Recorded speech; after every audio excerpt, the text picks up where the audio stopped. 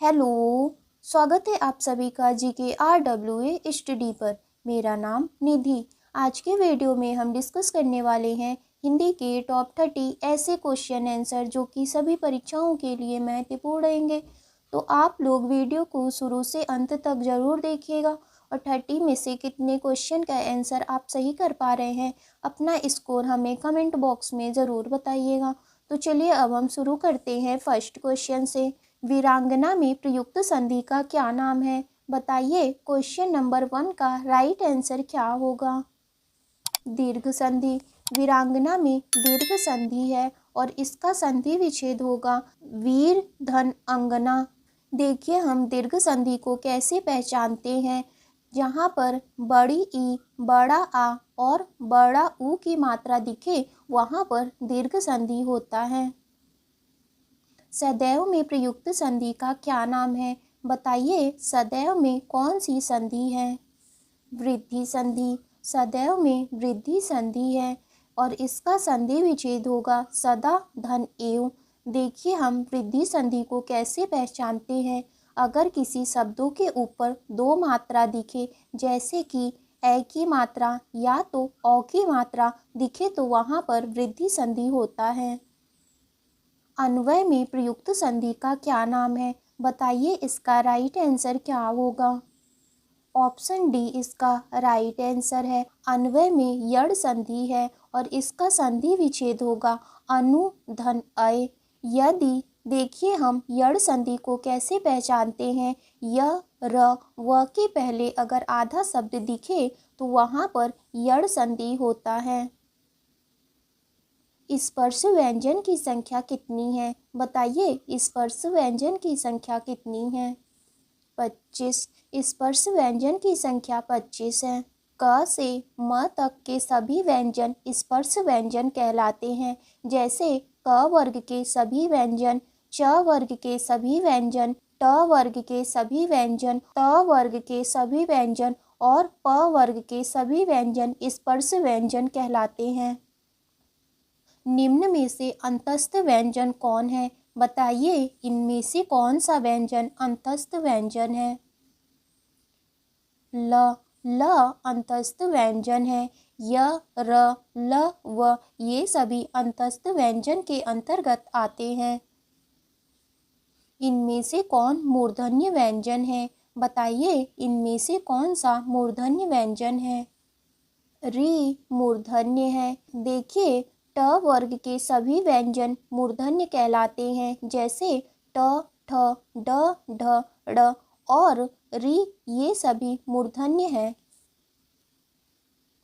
ओ का उच्चारण स्थान क्या है? बताइए।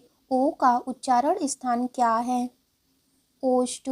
ओ ओष्ठ प्लस कंठ से बोला जाता है। कबीरदास जी की भाषा क्या थी? बताइए। इसका राइट आंसर क्या होगा? सधुकड़ी। कबीरदास जी की भाषा सधुकड़ी और पंचमेल खिचड़ी थी।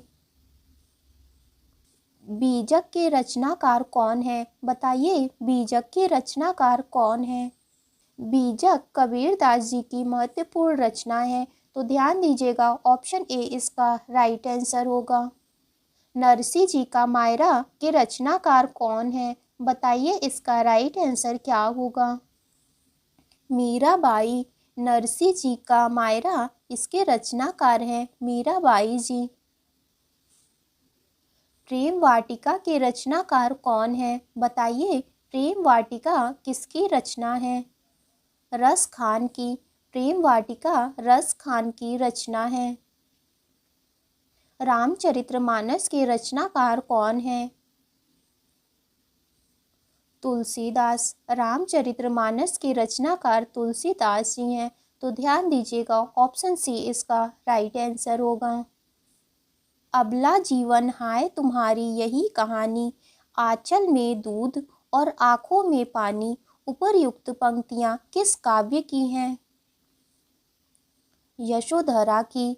यशोधरा मैथिली शरण गुप्त जी की प्रसिद्ध रचना है।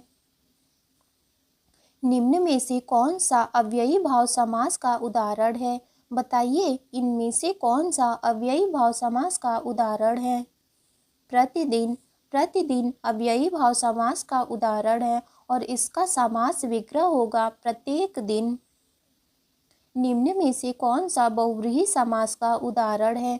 बताइए इनमें से कौन सा बहुव्रीहि समास का उदाहरण है। महावीर, महावीर बहुव्रीहि समास का उदाहरण है और इसका समास विग्रह होगा महान वीर है जो, अर्थात हनुमान।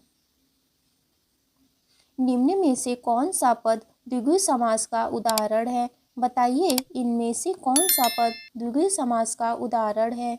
सप्त सिंधु, सप्त सिंधु द्विगु समास का उदाहरण है और इसका समास विग्रह होगा 7 सिंधुओं का समूह।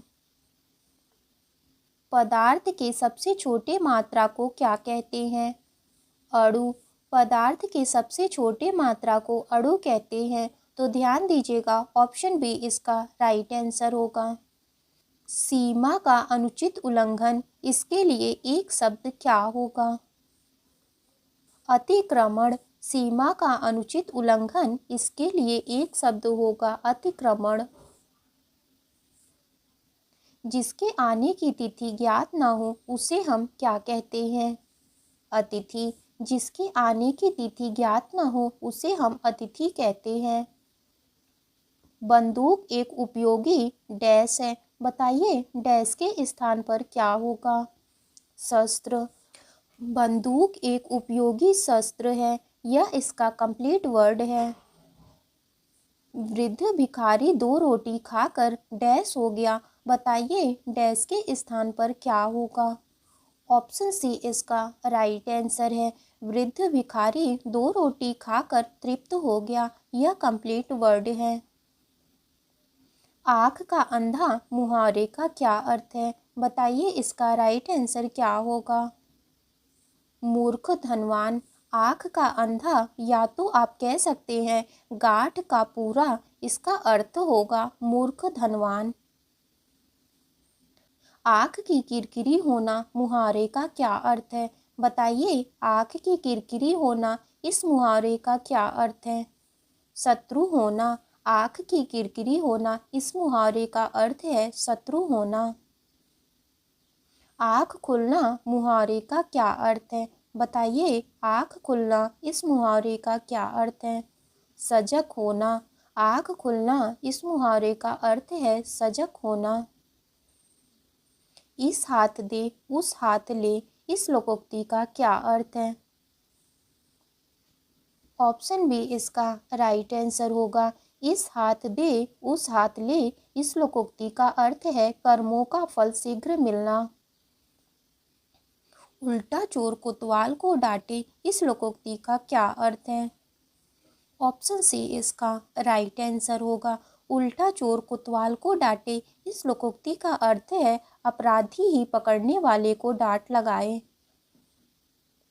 ईंट का जवाब पत्थर, इस लोकोक्ति का क्या अर्थ है।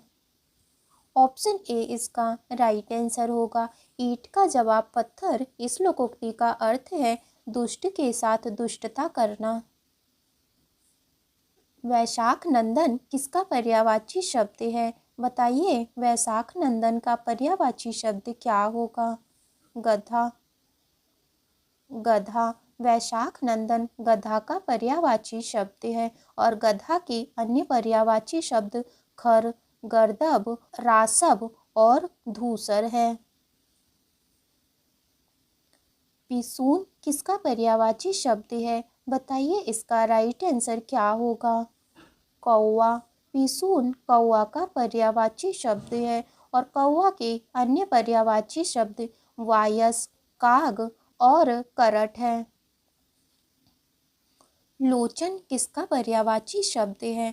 बताइए लोचन का पर्यायवाची शब्द क्या होगा।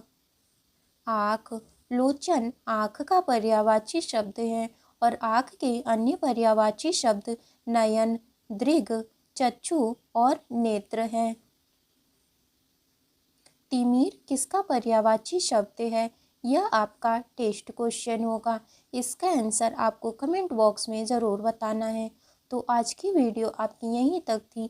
वीडियो अच्छी लगी हो तो लाइक करें, शेयर करें। अगर आप चैनल पे नए हैं तो चैनल को ज़रूर सब्सक्राइब करें।